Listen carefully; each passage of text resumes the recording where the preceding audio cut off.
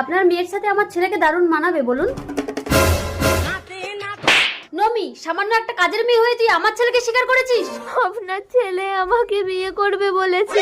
প্রিয়, দিবস বাবুর মেয়ের সাথে আমি তোর বিয়ে ঠিক করেছি, তুই কি নাচ্ছি? অসম্ভব, আপনার ছেলের সাথে আমার মেয়ের বিয়ে দেবো না। আঙ্কেল আমাকে ক্ষমা করে দিন। ঠিক আছে, তুমি এই মুহূর্তে গিয়ে আমার মেয়ে দিঘিকে বিয়ে করে আনো। প্রিয়, আমাকে ক্ষমা করে দাও নমি। আমার পেটে তোমার বাচ্চা। প্রিয়, তোর বাচ্চার ব্যবস্থা আমি করে দিচ্ছি। প্রিয়, তুই যা, কিছু টাকা দিচ্ছি, ভালো ক্লিনিকে গিয়ে বাচ্চাটা নামিয়ে নিবি।